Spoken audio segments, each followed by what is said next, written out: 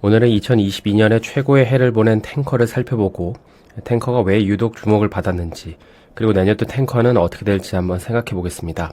그 전에 먼저 저희가 멤버십 서비스와 멤버십 분들을 위해서 새로 영상을 업로드하고 있는데요. 이 영상들은 조선업에 투자했다면 알고 있어야 되는 기본 개념부터 선박의 종류, 전세계 주요 항구들의 특징, 해외 선사들의 주요 특징, 이 환경규제와 관련된 여러 부면들을 다룰 예정입니다. 그리고 장중에는 투자 판단과 관련된 실시간 코멘트들도 전달되는데, 실제로 최근 벌크 선사들의 주가가 이제 크게 상승을 했는데요. 이와 관련된 내용들은 이미 10월 말부터 전달드리고 있었습니다.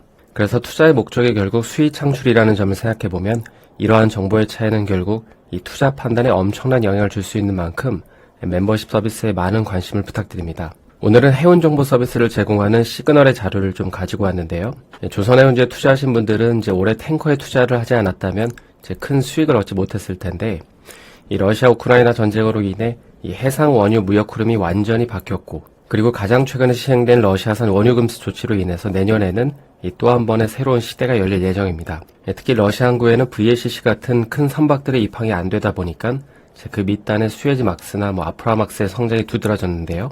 물론 러시아 항구에서 아프라막스로 실어온 다음에 이걸 다시 VLCC로 실어서 보내는 케이스도 많았고, 또 미국의 전략 비축률을 이 VLCC가 실어 날랐기 때문에 전체적으로 보면 올해 탱커 시장은 엄청난 아웃퍼폼을 한 해였습니다. 그러면 올해 탱커 시장에서는 구체적으로 어떤 일이 벌어졌을까요? 먼저 보시는 건 러시아산 원유가 이제 유럽에서 수출되는 물량이 이제 계속해서 감소가 되고 있다라는 차트인데요.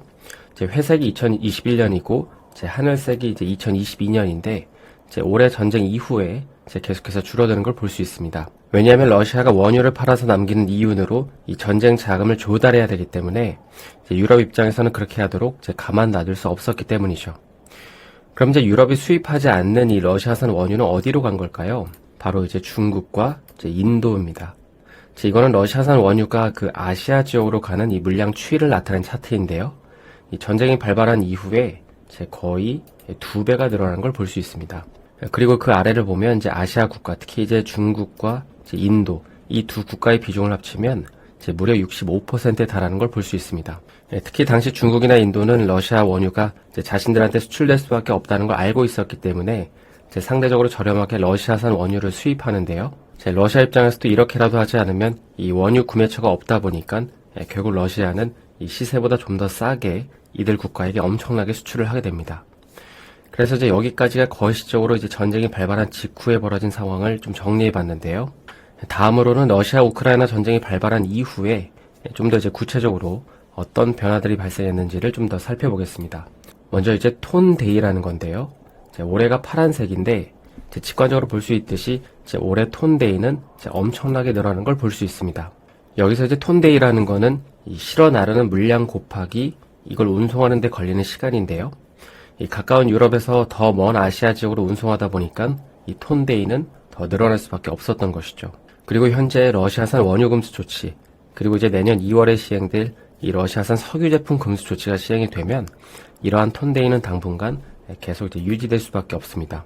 물론 이제 최근에는 이 톤데이 중에서 이 톤에 대한 불확실성이 조금 이제 남아있기 때문에 운임이 꺾이기도 했는데, 왜냐하면 이제 내년도에 경기 침체가 예상되는 만큼 이 실어 나르는 거리는 길어지더라도 물량이 줄어들 거라는 우려가 있는 것이죠. 다음으로 생각해 볼 점은 이제 운임인데요. 여기 오른쪽 위 아래에 있는 이 수에즈막스랑 아프라막스 운임을 보면 이거는 그 발틱해에서 지중해 루트인데 엄청나게 상승한 걸 볼 수 있습니다. 그 이유는 아까 언급했듯이 러시아에는 이 VLCC 같은 큰 선박들이 입항할 수 없다 보니까 좀 더 규모가 작은 선박들에 대한 수요가 늘어났고요. 그래서 이제 일부 선박들은 VLCC에다가 원유를 옮겨 실어서 이제 중국으로 보내는 물량이 많았습니다.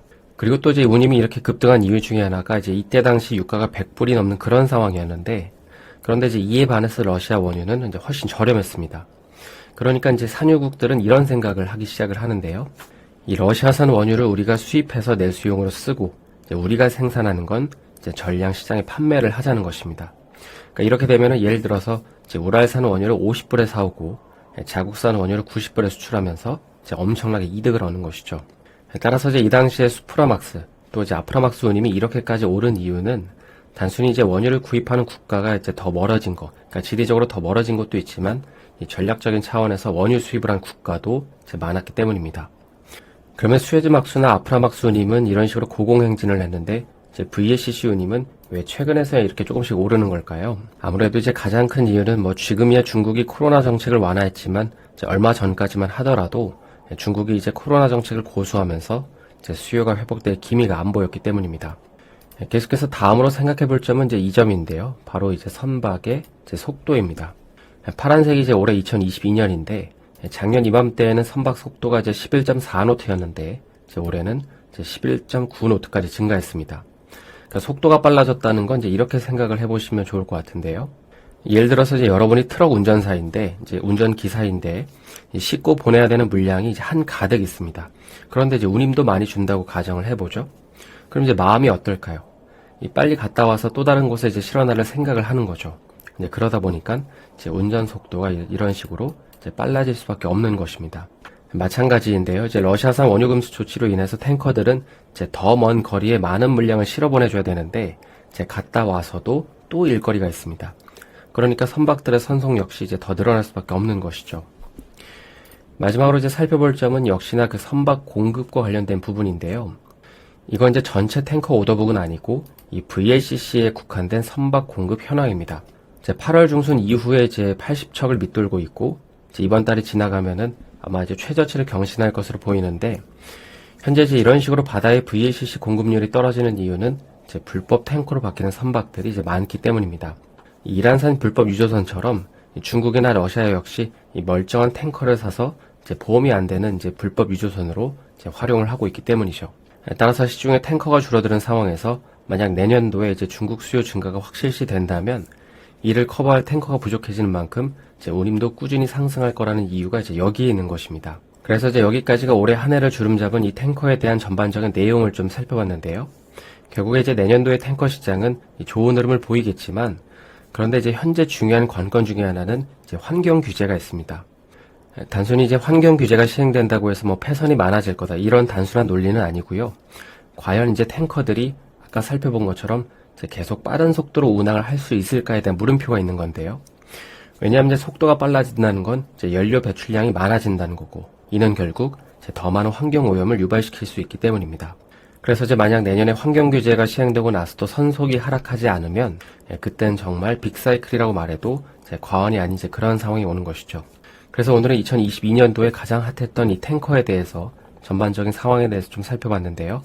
오늘 영상이 도움이 되셨다면 좋아요와 구독 부탁드립니다.